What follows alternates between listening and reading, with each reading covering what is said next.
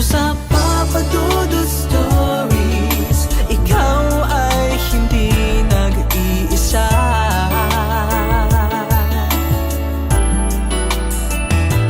Dito sa Papa Dudut Stories, may nagmamahal sa'yo. Papa Dudut Stories, Papa Dudut Stories,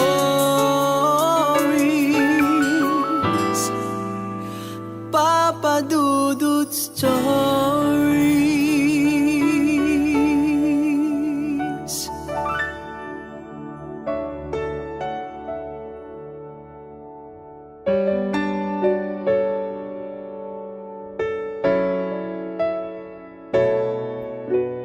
Kaya mo bang bumangon sa pagkakadapa at pagkabigo sa buhay at patawarin ang mga taong nanakit sa'yo? Dear Papa Dudut, magandang araw po sa inyo. Isa po ako sa mga masusugid na tagapakinig ninyo sa inyong programa. Nagsimula ito sa isang storya na yung binasa at mula noon ay parati na akong nakikinig sa radyo at sa YouTube. Dito ko din po ang kumanta ng sikat na kantang Provincial Jail dito sa Iloilo, kung saan ito ang naging daan upang siya ay magtagumpay bilang broadcaster hanggang sa ngayon. Tawagin niyo po ako sa pangalang John Ang. Pinagsama ko po ang first at middle name ko. May lahi po kaming Chinese. Ang aking lolo na ama ni mama ay isang pure na Chinese. Ako po ay tubong Iloilo City at merong kakambal. Uumpisahan ko po ang aking storya ng buhay. Nung ako po at ang aking kambal ay pinanganak dito sa siyudad ng Iloilo. Ako po ang pangalawang lumabas, Papa Dudut. 2 kilo lang ang aking bigat. Sobrang liit at ang sabi ng mga magulang ko, tulad daw ng bote ng sakto. Ganyan ako kaliit. Para daw mababali ang aking leeg at maliliit ang mga kamay at paa. Pero matyaga sina mama at papa sa pag-aalaga sa akin. May mga araw din na dinadala ako noon sa ospital dahil dadagdagan daw ng dugo ang aking katawan. Dahil sa sobrang liit ay walang makitang ugat sa aking braso. Ang sabi ng doktor ay sa ulo ako lalagyan ng dextrose, na agad namang kinagalit ni Papa. Ayaw yon ng aking ama.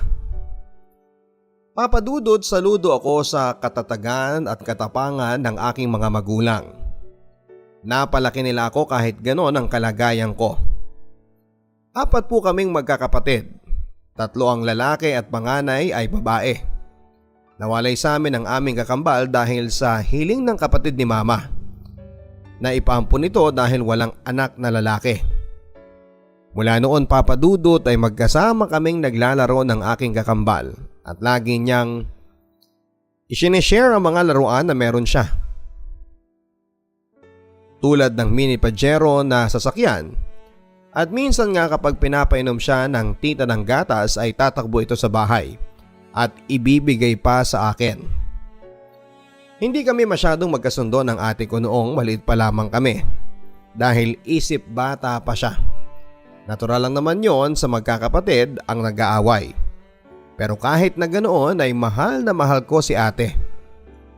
Year 2001, 6 na taong gulang ako noong nag-decide sina mama at papa na makipagsapalaran sa Maynila. Masakit dahil magkakahiwalay kami ng aking kakambal. Tumira kami sa syudad ng Malabon. Squatter area at maraming tao at iba't ibang mga ugali. Papa Dudut, hindi na ako nakapag-aral ng kinder at diretso akong pina-enroll ni mama sa grade 1. Ang aking ina ang nagturo sa akin kung paano magsulat at magbasa. Isang likas na makulit ako sa loob ng klase at napapagalitan pa nga ako ng aking guro. Dahil hindi ako nag-i-stay sa iisang upuan. Uso pa nung elementary ako yon, yung champurado ang sineserve ng mga guro sa mga estudyante bago ang klase upang magkalaman ang mga tiyan ng mga bata. Meron pa nga minsan na hindi ako pinalabas ng aking teacher sa grade 2. Dahil sa hindi ko pagtapos ng aking pagsusulat, nanginginig na ako noon sa takot dahil sa pangamba na hindi ako makauwi. Ganun palang pakiramdam kapag napipressure ka. Kapag wala naman akong pasok ay nakikipaglaro ako tulad ng luksong baka, tumbang preso at kung ano-ano pa.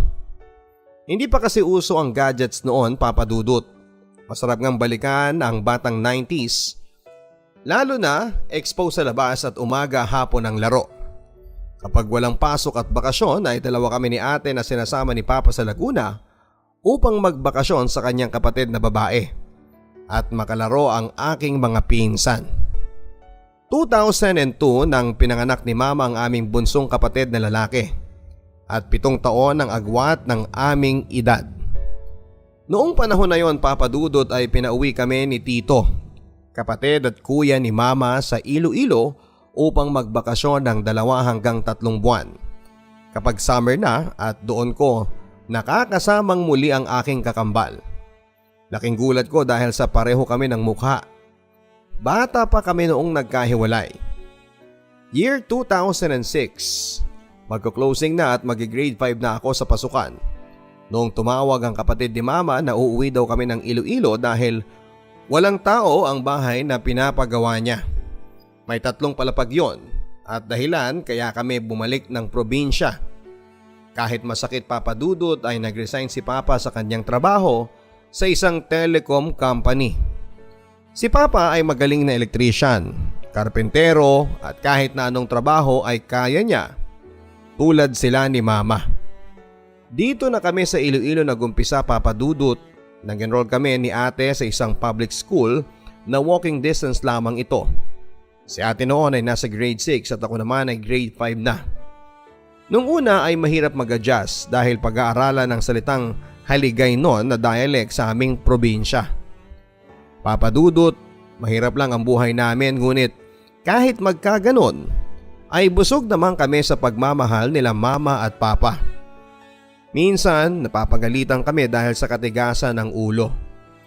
Naalala ko pa, ang sabi nila dati na mag-aral kayo ng mabuti para hindi ninyo maranasan ang buhay na ganito. Papa Dudut, nagtiis kami ng 4 na taon sa poder ng bahay ng kapatid ni Mama. Umuwi na ito galing Taiwan dahil sa isa itong OFW doon. Nakita na ang tunay na ugali niya. Oo, tumutulong siya ngunit eto ay isinusumbat niya. Sa panahong ding yon, Papa Dudut, ay nagpunta si Papa sa Singapore. Nirequest kasi si Papa ng kanyang kapatid na pumunta ng Singapore. May time pa nga na nagpadala si Papa ng pera. At dahil humingi ng tulong ang kapatid ni Mama, ang may-ari ng bahay na aming tinitirhan noon, ay sa kanya na lamang ibinigay. Hanggang sa dumating sa point na siningil na siya ni Mama, pero imbes na magbayad ay siya pa ay nagalit kay Mama. Hindi naman nagtagal si Papa sa Singapore dahil tourist lamang siya at ayaw niyang malayo sa amin. Kami ay no permanent address, Papa Dudut, at ang aming pangarap noon na magkaroon ng sariling bahay. 2010, Papa Dudut, nang kami ay tumira sa gilid ng daanan. At kubo ito. Walang kuryente, kahit ilegal ay nag-jumper kami sa poste ng kuryente upang magkailaw ang kubo naming bahay. Pasalamat din kami dahil binigyan kami ng tito ng kapatid ni Mama ng poso para ito ay mapagkukunan ng tubig, ngunit bago ito dumating ay nag-iigib kami sa iisang bahay sa gilid ng simbahan na may poso.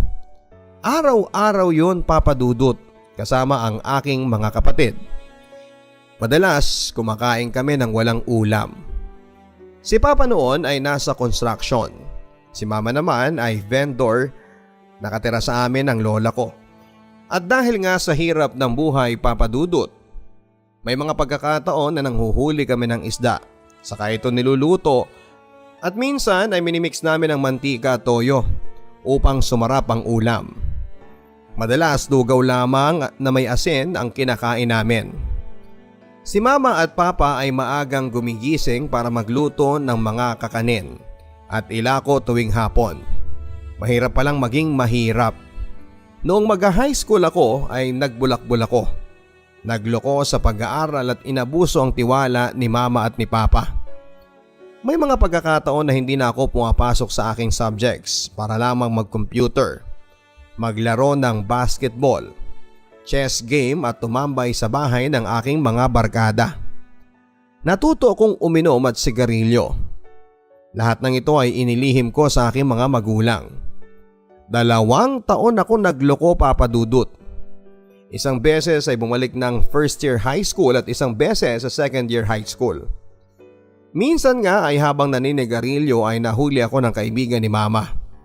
Gulat na gulat ako dahil kitang-kita niya kung paano ko hinawakan ng sigarilyo. Pag-uwi ko ng bahay ay sermon at palo ang inabot ko kina mama at kay papa. 2011 ay nagtapos ng high school si ate. Masaya ang aming pamilya. Inalala namin nila mama at papa ang gastusin sa kolehiyo. Pero madiskarte si ate. Naging working student siya at nag-enroll sa isang sikat na engineering school sa Iloilo. Kumuha si ate ng kursong Information Technology. Kahit pa 30 pesos ang baon ni ate sa araw-araw, ay hindi ito sumuko sa buhay. Basta makapag-aral lamang. Ako naman ay second year high school at nakikita ang iba ko pang mga kaibigan at kaklase na nagtapos na sa high school. Taong 2012, Papa Dudut, isang trahedya ang nangyari sa buhay namin. April 2012, Semana Santa, noong namatay ang kapatid ni Papa dahil sa sakit sa kidney. Gustong gusto ko nang pumunta ng Maynila dahil close ko si Tito, isang makulit at palabirong tiyuhin. Pero namatay sa edad na 29. Hindi nga kami nabigo dahil sa kuya ni Papa ay buong pamilya sa side ni Papa ang lumuwas ng Maynila. At dahil sa dami namin ay halos sakop na ang half ng bus. Nagroro kami, Papa Dudut, papunta sa Maynila. Pagod pero masaya dahil magkaka-reunion din kami ng mga pinsan ko na anak ng kapatid na babae ni Papa. Hindi namin naisip na patay ang pupuntahan namin. Nang makarating kami ng location kung saan ay nakaburol si Tito, ay sunod-sunod ang iyakan at panahon na din yon na nagsama-sama kaming magpipinsan. Bago ang libing ay uminom pa kami para remembrance. Si Tito ko, kapatid ni Mama, ay ibinurol sa Malabon at doon na rin inilibing. Pagkatapos noon ay umuwi kami ng Laguna at doon nagsaya at nagbanding ang magpipinsan. Mahigit 2 buwan din ang bakasyon namin bago umuwi. July 2012 naman, Papa Dudut. Isang masakit na balita ay namatay ang lola ko, ang nanay ni Mama, dahil sa komplikasyon sa kidney at sa katandaan. Masakit dahil mapagmahal si lola. At kahit wala na siyang pera ay ibibigay sa apo niya. Ang masayahin at mapagmahal naming lola. After ng libing ni lola ay nag-decide ang nakakatandang kapatid ni Mama na ipasok sa trabaho sa Kapitolyo si Papa. Sa wakas, sa ilang taon na extra sa construction ay meron ng permanenteng trabaho si Papa. Pagkalipas ng 1 taon, Papa Dudut, year 2013. Graduating na ako ng high school noong namatay naman ang mother ni Papa. At sa Laguna ito namatay. Sa pangalawang pagkakataon kami ay bumalik ng Maynila, sakay naman ng eroplano at banding ulit ang mga magpipinsan. Tinapos namin ang libing ni Lola at umuwi mula Singapore ang kapatid ni Papa ang gumaso sa amin noong pumunta sa Maynila sa magkasunod na taon. Si Lola na ina ni Papa ay hindi ko naging close pero napamahal sa akin. Umiyak talaga ako ng sobra noon. Second year high school ako, Papa Dudut, noong nakilala ko si Joy. Katabing bahay nila, kambal sa isang subdivision. Napaka-supportive ng aking kambal dahil siya ang nag-encourage sa akin na ligawan si Joy. Pero naging kami lang ng 2 linggo. At aaminin ko na hindi rin ako seryoso sa kanya. August 2013, Papa Dudut, ako ay nasa 4th year high school nang may ibinigay sa akin ng best friend ko na textmate. Jan, i-text mo yan, mabait yan si Ella. Mula nga noon, Papa Dudut, ay naging textmate ko na si Ella. Si Ella Papadudot ay mas matanda sa akin ng 11 years. Noon din Papadudot ay ikakasal na sana siya sa kanyang fiancé, kaso ay pumunta ng Amerika at nag-asawa upang makakuha ng green card residence doon. LDR ang setup ng aming relasyon dahil siya ay taga Pangasinan at ako naman ay taga Iloilo. Hanggang sa niligawan at naging kami. Napamahal na si Ella sa akin Papadudot dahil sweet ito at lagi akong sinusuyo. Pinangako pa nga niya noon na pupunta ng Iloilo at dadalo ng aking kaarawan. Umabot ng 1 taon ang aming relasyon. Nalaman ko na may sakit sa left side ng mata ni Ella at kailangang magpa-opera.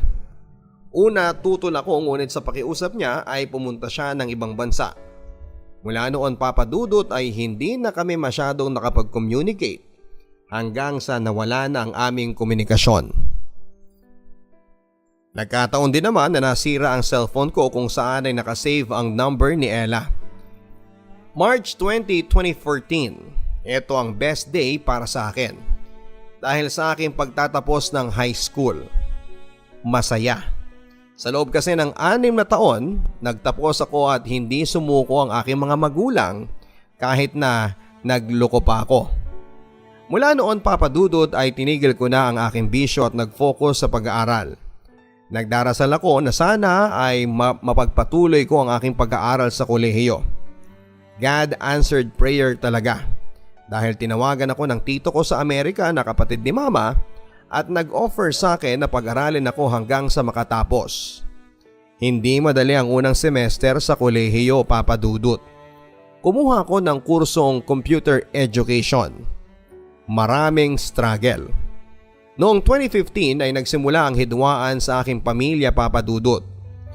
Noong hindi na pumupunta sa bahay si Kambal, at hindi ito namamasyal sa hindi namin malaman na dahilan at doon nga umusbong ang galit ni Papa. Sinumpa na huwag pumunta ng bahay hanggang sa dumating ang taong 2017 na namatay ang isang kapatid ni Papa sa Bacolod at request ni Kambal na pumunta. Ngunit hindi pumayag si Papa hanggang sa magkasagutan kami ng aking Kambal. Yun ang huling pag-uusap namin hanggang sa ito ay makasal noong 2018. Papadudot umabot sa 4 na taon ang aming hidwaan at sama ng loob. Pati ang aking mga magulang ay kinalimutan na si Kambal. Papadudot taong 2016, nasa second year college na ako nang in-invite ako sa isang youth fellowship noong nakilala ko naman si Jelay at kasalukuyang kumukuha ng kursong civil engineering. Siyempre bilang lalaki ay nagpakilala at hiningi ko ang cellphone number niya. Nung una ay kuya ang tawag niya sa akin. Huwag ka na magkuya sa akin. Diyan na lang, ang sabi ko. Noon Papadudot ay naging close kami ni Jelay hanggang sa August 2016 ay niligawan ko siya at sinagot naman ako. Nung una ay nagulat ako dahil kaibigan lang ang kanyang pakilala sa akin sa mga kaibigan niya. Pero binaliwala ko na lamang ito. Agad ko namang pinakilala kina Mama at Papa, naging close ni Jelay ang aking kapatid at mga magulang. Si Jelay Papadudot ay nag-aral noon sa Leyte at nag-aral ng high school sa Cebalum, Antique at kumuha ng kursong civil engineering sa isang sikat na engineering school kung saan ay doon din ako nag-aaral ng kursong computer education. Si Jelay ay nagpupunta ng bahay tuwing walang pasok at vacant time. Doon ay mas naging malapit sila ng aking ate, bunsong kapatid at mga magulang. Nagatan pa nga sa akin sa ika-21st birthday ko noong September 26 si Jelay. Papadudot, masaya kami ni Jelay. Siya kasi ang klase ng babae na ayaw ng public display, pero sweet sa private kapag kaming dalawa lamang. Puno kami ng pangarap sa buhay.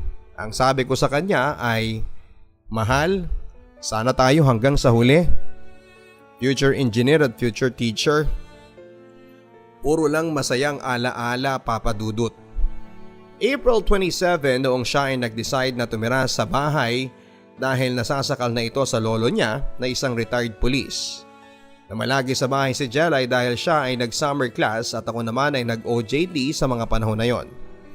Semana Santa noon, Noong taong ding yon ay dinala ko si Jelay sa Bacolod sa side ni Papa upang ipakilala ko at syempre naging close sila ng pinsang ko na engineering din kasi pareha sila. At doon ko din pinakilala si Jelay kay Tito na nagpapaaral sa akin nung umuwi si Tito mula sa Amerika para magbakasyon. Ang sabi ni Tito sa akin ay huwag mo nang pakawalan pamangkin. Maganda na at morena. Natawa na lamang ako sa naging tugon ni Tito. Karaniwan nangyayari sa magkarelasyon ay hindi maiiwasan ang away bate. Aminado ako papadudot na suplado ako pero mahal ko si Jelay. Hanggang sa natapos ang kanyang 2-month summer class at nag-decide na siya na mag-boarding house kaya sinang-ayunan ko naman. Mula noon papadudot ay may nagbago na. Hindi siya nagde-text or call or dumadalaw ng bahay. Hanggang sa lumipas ang 1 taon ng aming relasyon. At nag-last dinner pa kami noong August 31, 2017. Birthday ni Papa. Pinipilit naming ayusin ang away-bati naming relasyon. Pagkatapos noon ay hindi na siya nagparamdam. Hanggang November 2017. Ilang buwan na siyang walang paramdam sa akin. Hanggang sa nainip ako at tinanong ko kung ano ang plano niya sa relasyon namin. Kung ayaw mo na, Je, sabihin mo lang kasi mukhang tanga na ako naghihintay. Wala ka man lang text or call? Mula noon papadudot ay naghiwalay at tinapos na namin ang aming relasyon sa loob ng 1 taon at 3 buwan. Mahirap papadudot, may time na hindi ako makakain. Mahirap palang makarecover sa taong minahal mo. Na-extend ako ng 1 taon at umabot sa 5 taon ang aking pag-aaral sa kolehiyo. Kahit na ako ay nag-summer class noong 2018 ay wala pa rin ako sa focus. 2018 papadudot noong mag-decide ang aking ate na mag-work abroad sa bansang Jordan sa Middle East.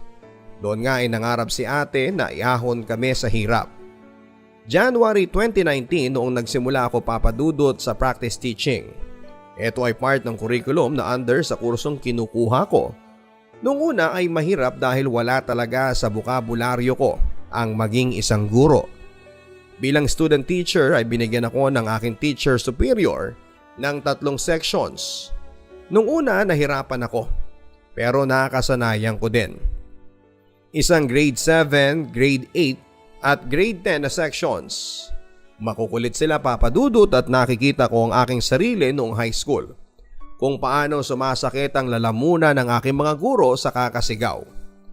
Pero masaya ako dahil mga fast learner sila at naging close ko ang ibang estudyante ko. Challenging pero masaya ang pagiging student teacher papadudot. Gagawa ka pa ng lesson plan, check attendance, exams, quiz at ile-lecture mo pa sa kanila.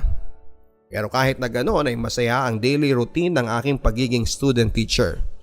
Lagi ko silang pinapangaralan na mag-aral ng mabuti. March 30, 2019. Masayang araw yon papadudo dahil pagkatapos ng 5 taon na pagtitiis, pagsubok at struggle ay nagtapos ako ng kolehiyo. Masaya ang aking mga magulang.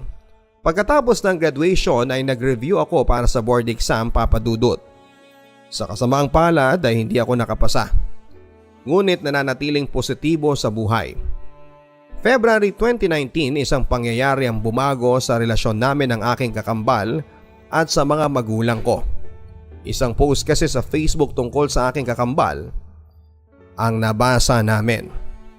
Siya ay pinagbintangan na scammer ng load. Lahat kami ay nag-alala sa kanyang kalagayan at sitwasyon. Ang bait talaga ng Diyos dahil gumawa siya ng paraan upang ma-reconcile ang aming pamilya. Dahil doon ay bumalik ang pagmamahalan at pagpapatawad. Dahil doon ay tinulungan namin ang aming kakambal na harapin ang challenge sa buhay niya. Hanggang sa naipanalo ang kaso at walang katotohanan ang mga paratang sa kanya. July 2019 noong pinanganak ang unang baby boy na anak ng aking kakambal. Masaya sila, mama at papa dahil meron na silang cute na apo. Siyempre kami din dahil unang pamangkin. Netong 2020 isang masamang balita naman ang aming natanggap. Dahil namatay ang ika-2 kapatid ni mama. Ito raw ay na cardiac arrest Super close yun ni Mama. Papadudod sa ngayon ay doon pa din si ate sa bansang Jordan sa Middle East at nakaplano na ang aming new house construction sa tulong na rin ng aking kakambal. Sa kasalukuyan ako po ay nagtatrabaho sa Kapitolyo at magkasama na kami nila kambal Papadudot. At isa ko pang pinsan na mataas ang posisyon. Ang aming bunsong kapatid ay graduating na sa grade 12 senior high school. Si Mama naman ay may negosyo na livestock tulad ng baboy, kambing at meron ding bigasan. Kahit single ay masaya pa rin ako Papadudot. Ang mahalaga ay kasama ang pamilya at Panginoon.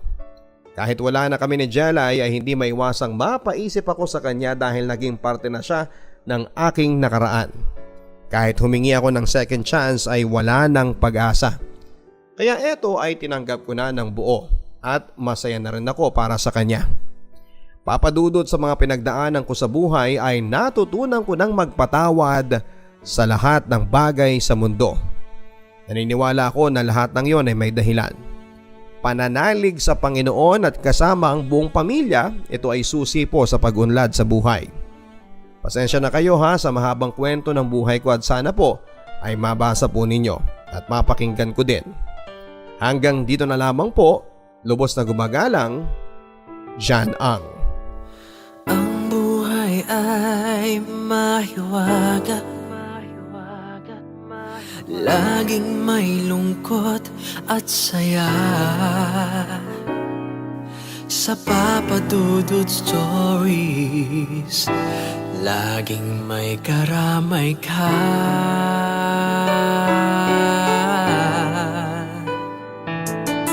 Mga problemang kay bigat, dito ay pakikinggan ka.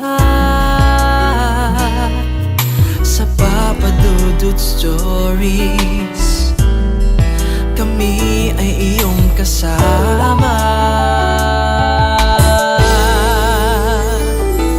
Dito sa Papadudot Stories, ikaw ay hindi nag-iisa.